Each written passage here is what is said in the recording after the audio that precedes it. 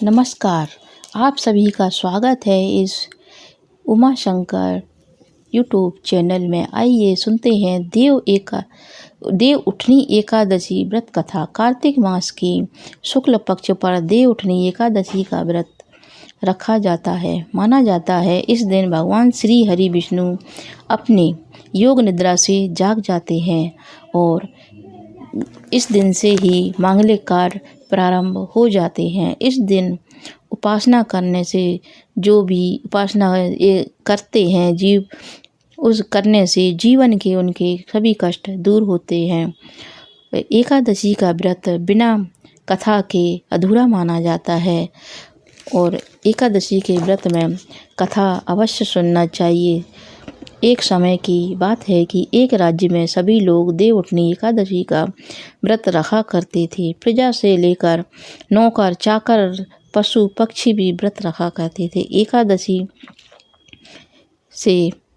एकादशी को कोई भी पशु पक्षी और नौकर कोई भी अन्न नहीं खाता था। एक दिन कोई दूसरे राज्य का एक व्यक्ति राजा के पास आया और उसने आकर कहा कि मुझे अपने यहाँ नौकरी पर रख लो।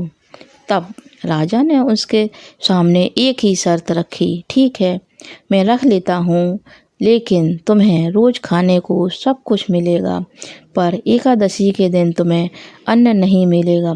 तो उस समय तो उस व्यक्ति ने बात मान ली, पर एकादशी के दिन उसे जब फरार का सामान दिया गया तो वह गिड़गिड़ाने लगा। वो बोला, इससे तो मेरा पेट नहीं भरेगा, मैं तो भूखा मर जाऊंगा, कृपया कर मुझे खाने के लिए अन्न दे दो।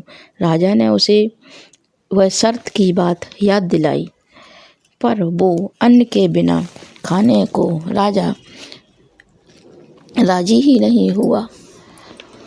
तब राजा ने अन्न का सामान आटा, दाल, फल, सब्जी सभी सामान दे दिया और वह रोज की तरह नदी के किनारे पहुंचा।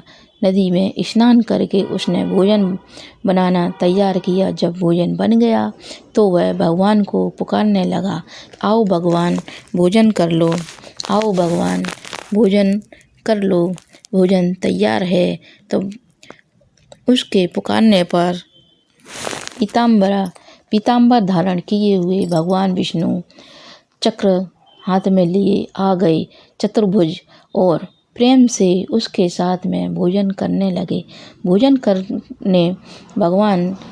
करके भगवान अंतर्ध्यान हो गए और वह भी अपने काम पर चला गया।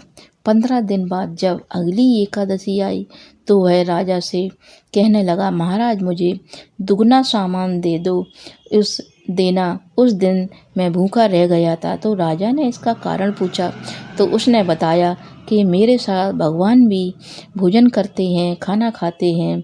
तो राजा ने आश्चर्य हुआ और कहा कि मैं नहीं मान सकता कि भगवान तुम्हारे साथ खाना खाते हैं, तो मैं तो इतनी व्रत करता हूँ, पर भगवान ने कभी मुझे दर्शन नहीं दिए। राजा की बात सुन वह बोला, यदि आपको विश्वास नहीं है तो मेरे साथ चलकर देख लो। राजा पेड़ के नीचे छिप गया और उसने स्नान कर भोजन बनाया और भगवान को पुकारने लगा। सुबह से शाम हो गई और लेकिन भगवान नहीं आए। तब उसने अंत में वह शाम तक पुकारता रहा। तब अंत में उसने कहा, यदि आप नहीं आए तो मैं नदी में कूदकर अपने प्राण त्याग दूंगा। फिर भी भगवान नहीं आए। तब वह प्राण त्यागने के लिए नदी की ओर आगे बढ़ने लगा। प्राण त्यागने के लिए ऐसा दृढ़ निश्चय देखकर भगवान विष्णु शीघ्र ही प्रकट हो गए और उसके सामने आ गए और भोजन करने लगे। खा पीकर भगवान विष्णु उसे अपने विमान में बिठाकर अपने धाम साथ ले गए। यह देख राजा ने सोचा कि व्रत उपवास से तो तब तक कोई फायदा नहीं होता है जब तक हमारा मन शुद्ध ना हो। इससे